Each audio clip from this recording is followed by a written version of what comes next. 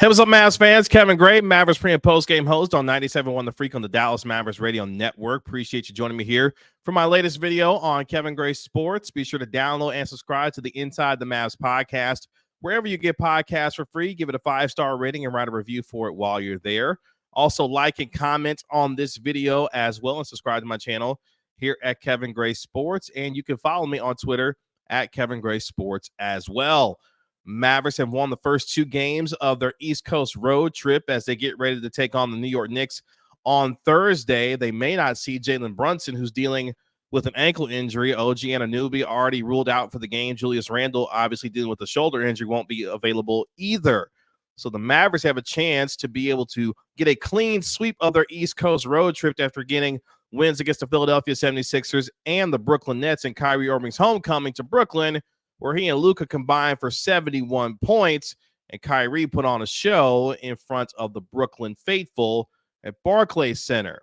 The question will be now, how different, or will the Mavericks look different by the time they get ready to take on the New York Knicks on Thursday night? The Mavericks at 28-23. As I mentioned, have won 2 games in a row, have been linked to a lot of different names so far during the NBA trading season. And whether or not any of those names will be a part of the Dallas Mavericks, we will find out before the NBA trade deadline ends on Thursday. Names such as P.J. Washington of the Charlotte Hornets, Kyle Kuzma of the Washington Wizards, Andrew Wiggins of the Golden State Warriors, among several names that we've heard talked about. Even names like Andre Drummond of the Chicago Bulls, whom we've heard reported may be looking for 3 second-round picks to try and move him if someone comes calling for Andre Drummond.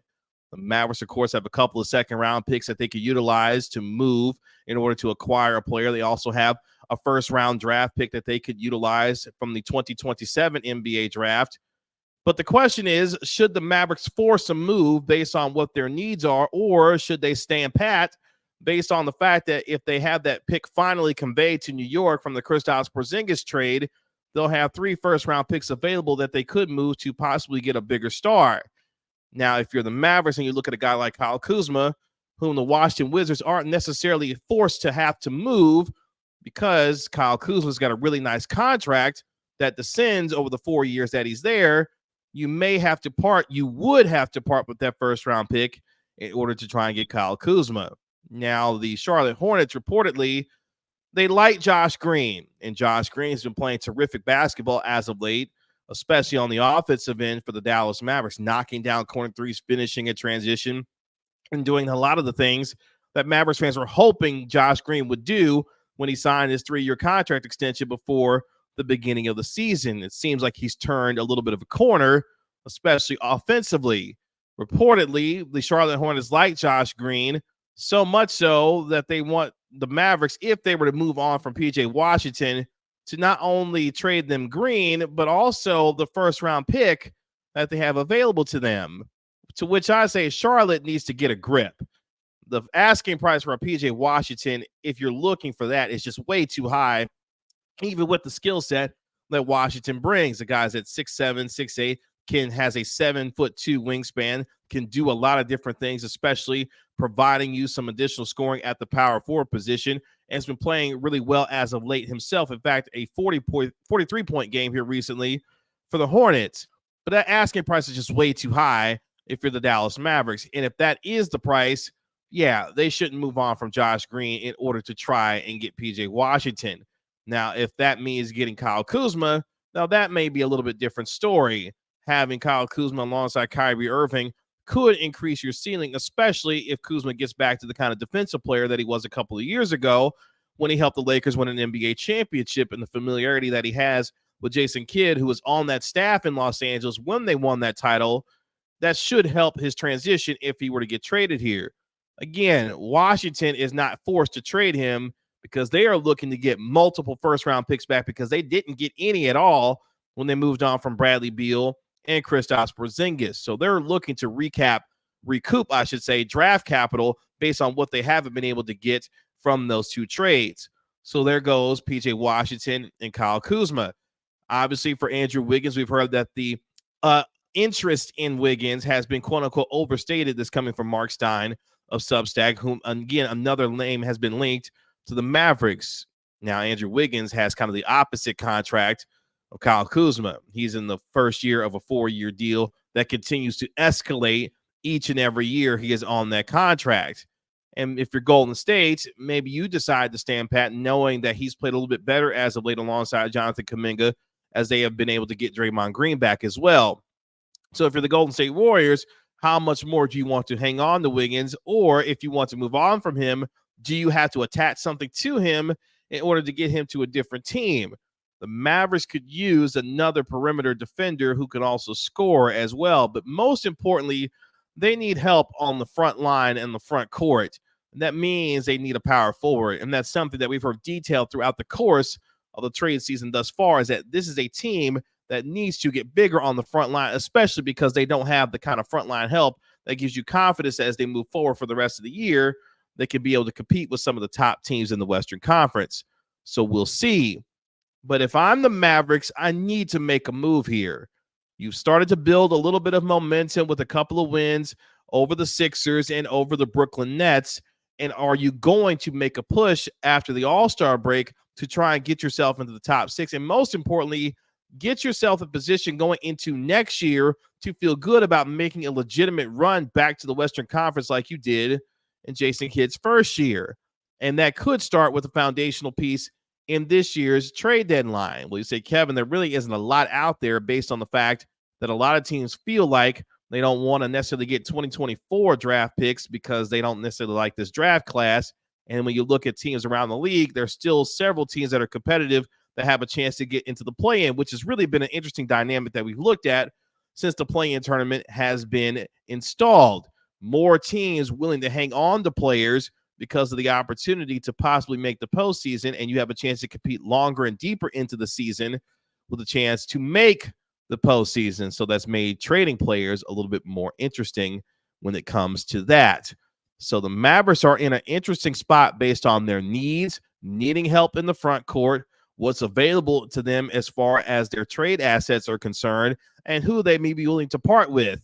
We've also heard reports that Bobby Portis Jr. and Grant Williams may be exchanged for one another when it comes to the Milwaukee Bucks and the Mavericks, but at the same time, reporting from Mark Stein saying, look, the Milwaukee Bucks may want to get someone else involved as well, because while, yes, they might like what Grant Williams brings from a defensive standpoint, Bobby Portis was part of a championship team, and he was able to help them get to an NBA title alongside Giannis Antetokounmpo. So he has a team-friendly contract as well, and you may not want to move from if you're the Milwaukee Bucks.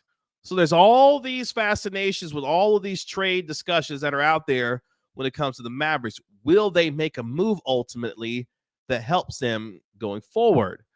I'll detail some more of this on the other side of the break. But first, let's hear from today's sponsor of today's video. Today's video is brought to you by Aura.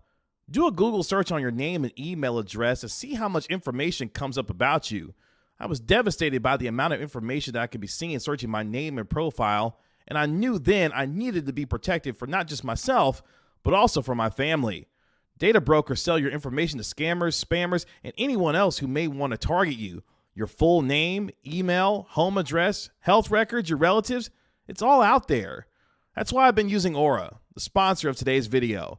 Aura shows me which data brokers are selling my information and automatically submits opt-out requests for me. Cleaning up my information not only helps reduce the amount of spam I get, but it protects me from hackers who could use this information to help them access my social media accounts, bank accounts, and other sensitive information. Aura also does so much more to protect me and my family from online threats that I can't see. It's really easy to set up, so I don't have to download several different apps to get things like antivirus, VPN, password management, parental controls, identity theft insurance, and more. I get everything at one affordable price. You may already have one of these tools already, but not having Aura is like locking the front door and leaving the back door wide open. Aura is always on, doing the hard work to protect me and my family so I can focus on other tasks with peace of mind. I value my privacy and I value yours. You can go to aura.com/Kevin Gray to start your 2-week free trial. Please see the link in the description. So the Mavericks now are in position to possibly make a trade. Could they be in a reunion with Dorian Finney-Smith? Dorian Finney-Smith, of course, with the Brooklyn Nets. The asking price reportedly has been too high to potentially acquire him as well. So for the Mavericks moving forward now, you have a chance with your team based on some of the momentum that you've been able to build. There are names that I'm sure Mavericks fans will be confident in that could help them, whether it be a Dorian Finney-Smith, an Andre Drummond that can provide you rebounding and front line and front court help alongside as a backup for Derek Lively II. Of the names that we've already talked about with Kyle Kuzma, PJ Washington, and others. If I'm the Mavericks, it's time to make a move. Show confidence in this group based off of what you have that you can move forward as you continue to get healthy, because that's the X factor for this team right now. They've played more starting lineups than any team in the NBA so far this year and not have had the kind of continuity and chemistry that you've wanted to see. When Luka Doncic and Kyrie Irving are on the floor together, you've seen examples of like what you saw against the Brooklyn Nets and what they can do offensively together. We just haven't seen enough of that based off of the fact that they've been dealing with injuries throughout the course of this season, especially Kyrie Irving. So if you're the Mavericks, you want more good health, you want more continuity and chemistry, and you want another piece that can really help you on your front court. Because if you can, now you increase your ceiling a little bit more. What you have to part with in order to make that happen, whether that be Josh Green, Tim Hardaway Jr., maybe a Jaden Hardy, and possibly your first-round pick in 2027. These decisions and more have to be made by Mark Cuban and Nico Harrison. This team has made a deadline deal each of the last 7 seasons. You've seen what Nico Harrison has done in terms of acquiring Kyrie Irving last year, and then the year before that, moving on from Kristaps Porzingis to acquire the likes of Spencer Dinwiddie, who was able to help the Mavericks get to the Western Conference Finals. Now they have a chance to do some more of the same. How much more does this team improve based on a trade that they make? Or is the best idea for them to not make a move at all? Because I'd rather this team not make a trade at all than make a bad trade. We've seen over the years how they've been willing to let second-round picks on fire, and it hasn't necessarily worked out. For example, JJ Redick and how things didn't work out with the Dallas Mavericks is just a recent example among many others that I'm sure you can think of and you'll drop in the comments. So for the Mavericks now, it is time to make a decision.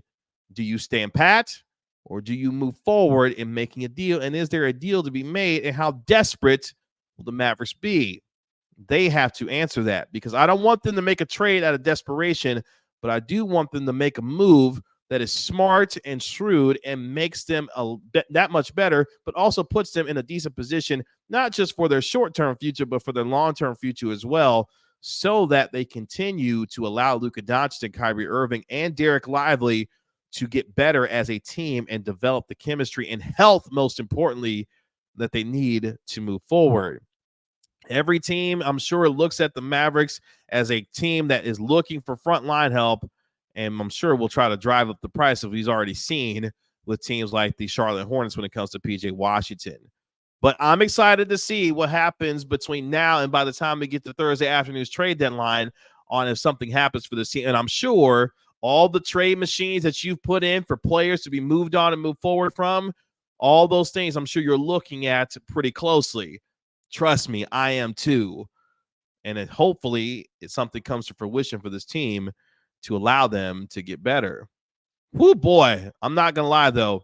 Ready for trade season to be over, so at least we can see if they did something or not. Then we can decide what this team can be once they get fully formed for the rest of the season. Only time will tell based on what the Mavericks possibly do. Appreciate you joining me for my latest video here on Kevin Gray Sports. Again, be sure to download and subscribe to the Inside the Mavs podcast wherever you get podcasts for free. Give it a 5-star rating and write a review for it while you're there. You can also follow me on Twitter at Kevin Gray Sports, and like and comment on this video as well. Let me know how you're feeling. Give me a vibe check on how you're feeling about the Mavericks right now before we get to the end of the NBA trade deadline. If there's any news that breaks when it comes to the Mavericks, turn right here to Kevin Gray Sports first, and I'll break it all down for you when it comes to your Mavericks. Thank you for following and listening and watching this video. I'll talk to you later. Peace.